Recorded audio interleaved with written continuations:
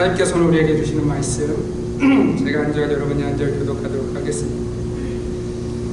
로마서 8장 15절에서 17절까지 말씀이에요. 교독합니다. 너희는 다시 무소하는 종의 영을 받지 아니하고 양제의 영을 받았으므로 우리가 아빠 아버지라고 부르짖느니라.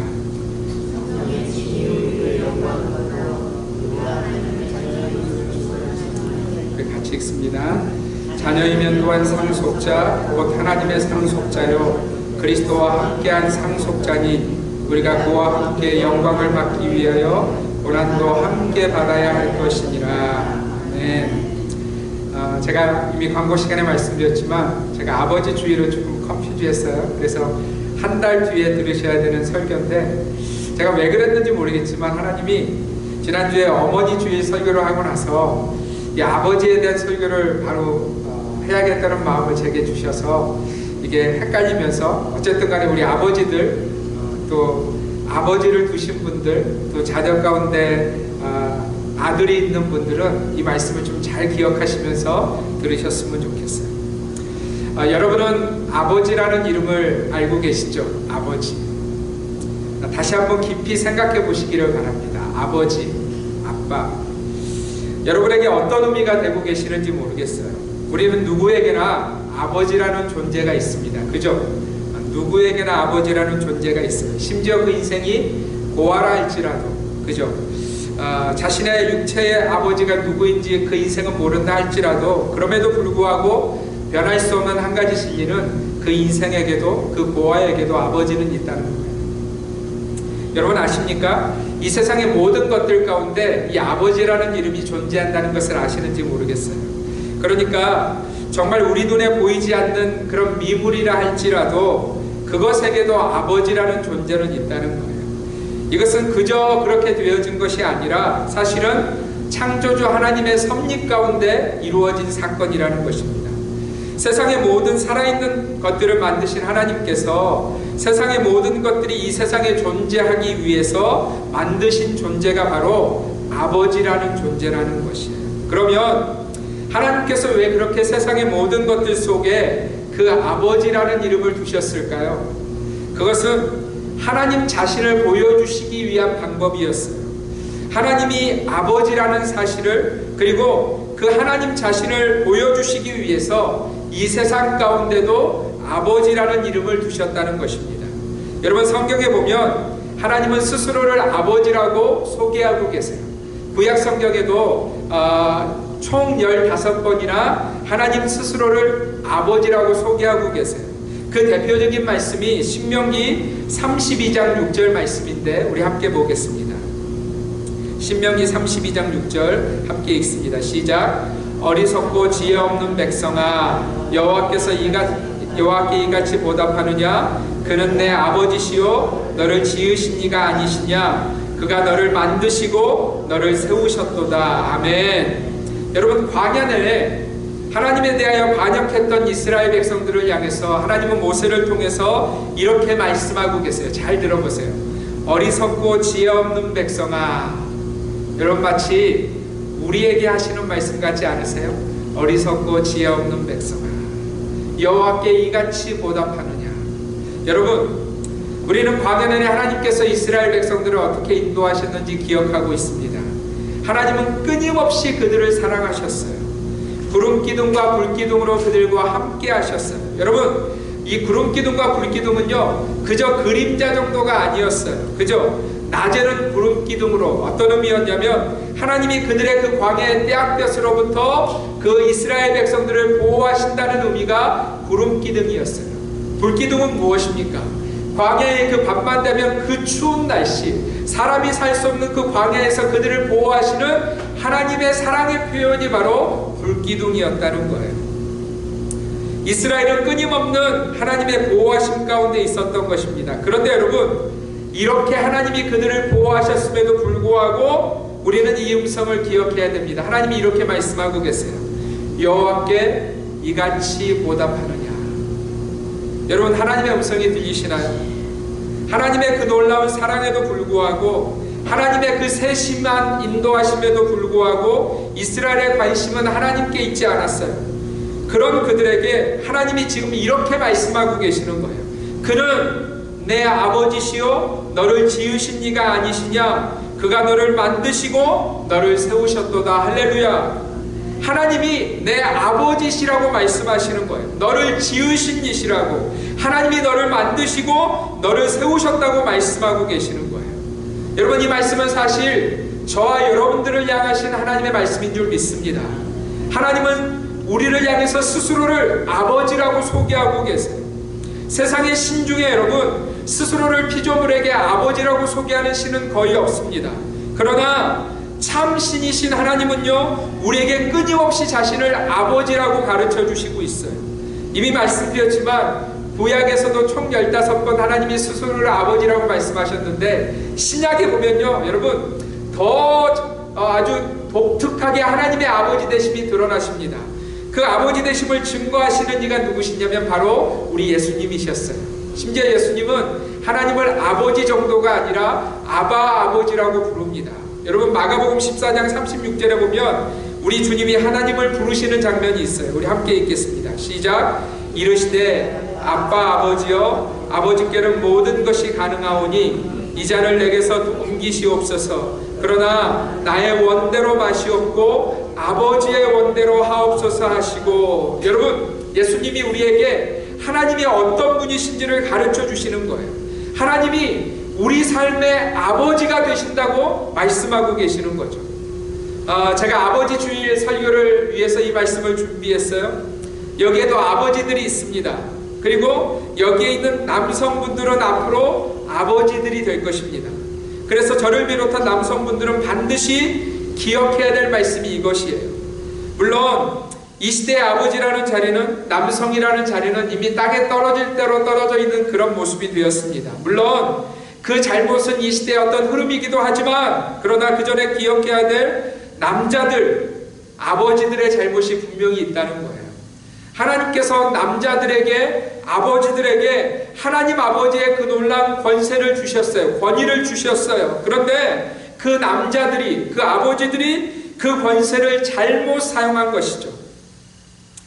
저는 이 부분에 있어서도 저 자신도 죄인이라는 것을 고백할 수밖에 없어요. 잘 몰랐어요. 여러분, 이렇게 말하면 좀 어떻게 들리실지 모르겠지만 제가 참 무지했어요. 하나님이 남자인, 아버지인 저에게 주신 권세가 어떤 것인지를 잘 몰랐어요. 목사인 제가 이렇게 무지했으니 일반 성도들의 무지함은 여러분 어떠했을지 상상이 될 수 있는 거죠. 그래서 저는 제 아내와 제 자녀들에게 참 미안할 때가 많습니다. 제가 지금이라도 나누는 하나님의 말씀이 제 아내와 제 자녀들에게 들리기를 기도할 뿐이에요. 그리고 무엇보다도 하나님께 죄송해요. 하나님은 제가 하나님 아버지를 닮은 자리를 살아내라고 그 놀라운 권세와 권위를 주셨는데, 제가 그 자리에서 하나님 아버지의 뜻대로 행하지 못하고 딴짓하고 있었음이 깨달아져서 여러분, 그럴 때마다 깊은 회개가 되어집니다. 그래서 종종 제 가정 가운데 하나님이 기뻐하시지 않는 모습이 드러날 때마다 정말 깊은 회개가 제 안에 있을 때가 있어요. 여러분, 하나님은 우리에게 아버지가 되십니다. 아멘입니까? 그리고 하나님은 남성인 우리들에게, 아버지인 우리들에게 이렇게 말씀하고 계세요. 에베소서 5장 1절 말씀 함께 읽습니다. 시작. 그러므로 사랑을 받는 자녀같이 너희는 하나님을 본받는 자가 되고. 여러분, 우리 모두가요 하나님의 자녀가 되었습니다. 아멘입니까? 아멘, 아멘. 특별히 남성들은요, 그리고 아버지라는 이름을 가진 자들은요, 그래서 더욱 어떠해야 된다고 주님이 말씀하고 계시냐면 하나님 아버지를 본받는 자가 되라고 말씀하고 계세요.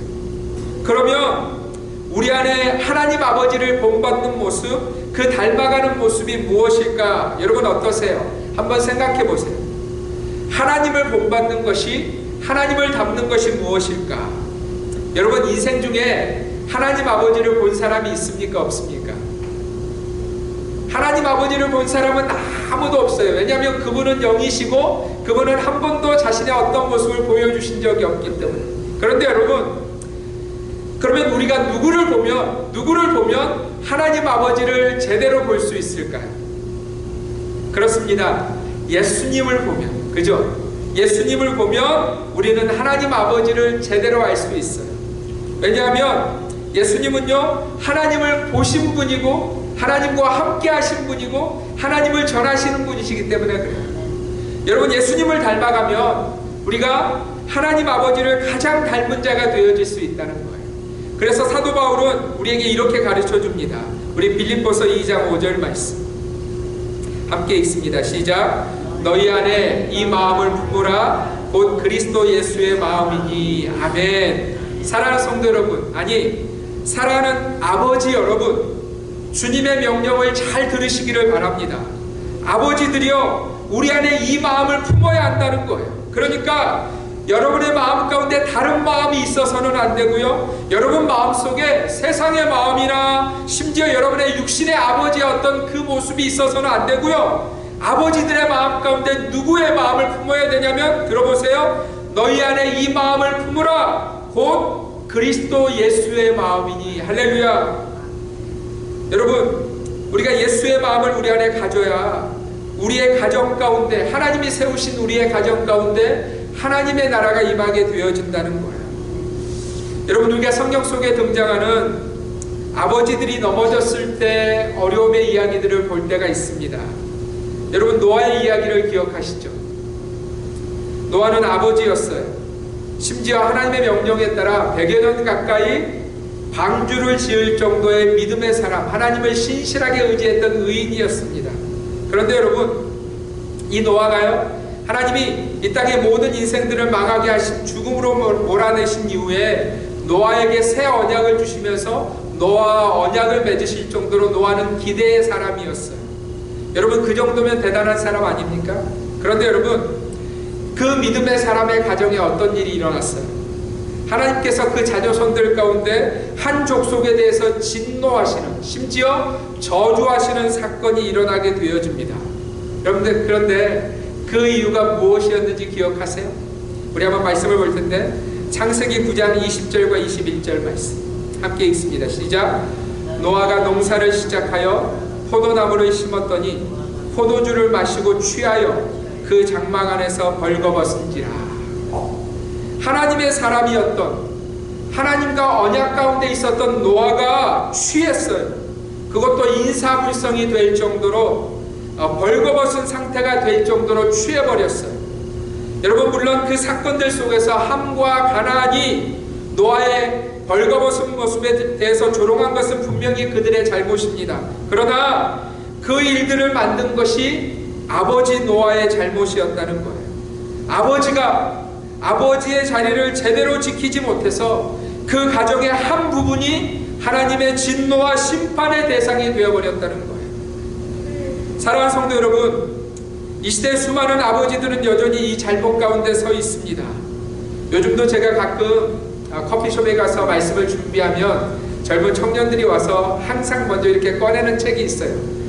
그들 책상 위에 딱 올려놓고 열심히 읽는 책이 있어요. 그 책이 뭐냐면 로버트 키요사키라는 사람이 쓴 리치 대 푸어 데드라는 그런 책이에요. 얼마나 열심히 읽는지 몰라요. 여러분, 이 책이 나온 지가 꽤 됐는데 정말 요즘 젊은 친구들이 그 책을 읽느라고 열심히 하는 것을 제가 보게 되어질 때가 있어요. 여러분, 이 책의 내용이 뭐냐면 돈을 어떻게 사용할 것인가, 돈을 어떻게 더 벌 수 있을 것인가, 이런 것에 대한 아주 디테일한 그 충고들이 적혀 있는 그런 책이에요. 미국에 있는 젊은이들만이 아니라 전 세계에 있는 젊은이들이 이 책을 정말 열심히 읽고 있다는 거예요. 좋게 말해서 젊은 세대이지, 사실은 우리 교회 자녀들 역시도 이 책을 다 아마 읽었을 거예요.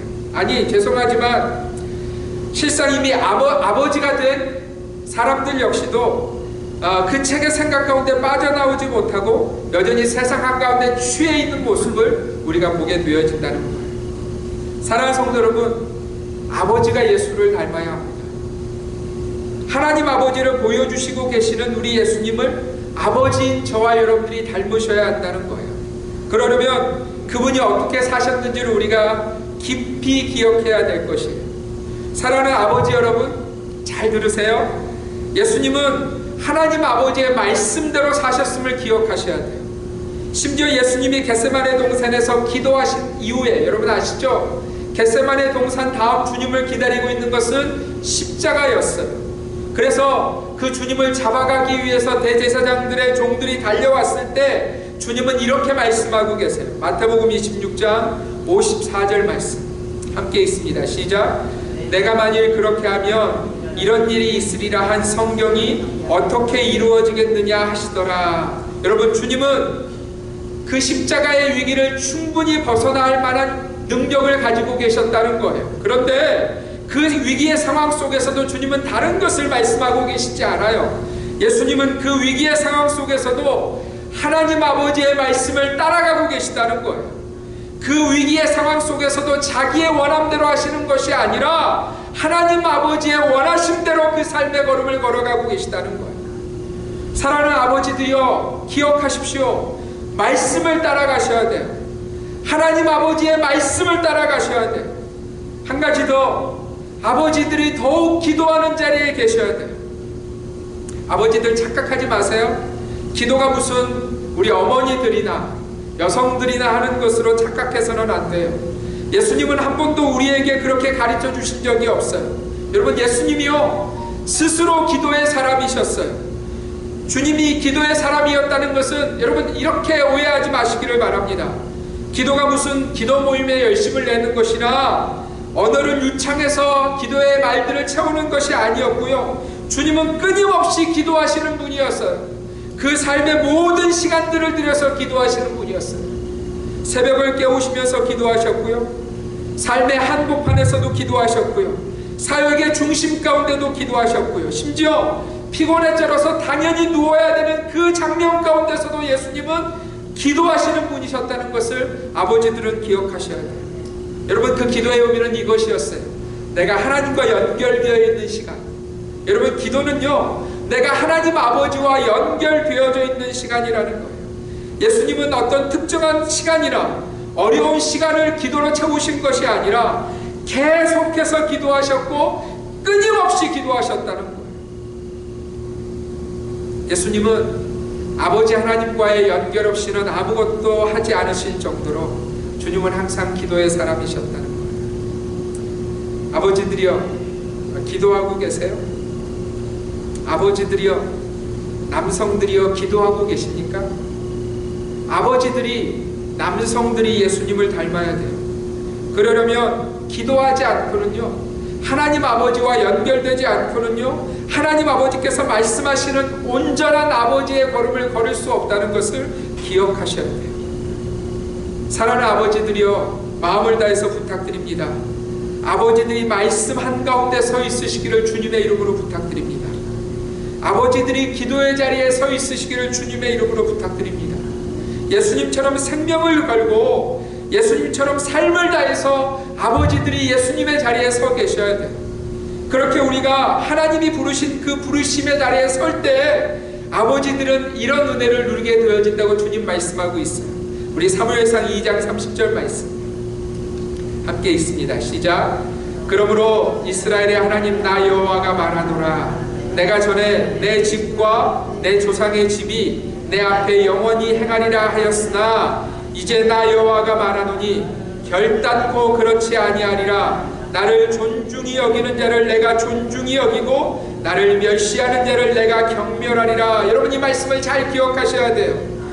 우리는 아버지로서 사람들의 존중함이나 존경함을 받기를 원합니다. 그러나 여러분, 그 아버지의 자리에 존중함과 존경함은 사람들로부터 채워지는 것이 아니에요. 그러면 우리 아버지들의 자리에 그 존중함을 받을 수 있는, 존경함을 받을 수 있는 그 소스가 어디인가? 우리 아버지들이 하나님 아버지를 존중하면, 하나님 아버지를 존중히 여기면 하나님께서 우리를 존중히 여기실 것이라는 거예요. 그러나 우리 아버지들이 하나님을 멸시하면, 하나님 아버지를 멸시하면, 그러니까 여러분, 주님이 끊임없이 말씀 가운데 나오라고 우리에게 요청하고 계시잖아요. 그죠? 말씀대로 살라고 요청하고 계시잖아요. 기도하라고 요청하고 계시잖아요. 그 요청을 멸시하면 하나님이 우리를 멸시하실 수밖에 없는, 우리를 경멸하실 수밖에 없다고 성경은 말씀하시는 거예요. 아버지들이여, 참으로 존중받기를 원하십니까? 그렇다면 하나님 아버지를 존중하시는 삶을 사셔야 돼요. 예수님처럼, 여러분 예수님처럼 하나님 아버지를 존중하는 삶을 살 때 주님이 우리를 존중한 자리에 세워주신다는 거예요. 다른 것으로 아버지의 권위를 세우려 하지 마십시오. 여러분, 세상이 주는 것으로, 사탄이 우리에게 속삭이는 그것으로 하나님이 세우신 아버지의 자리는 절대로 세워지지 않습니다.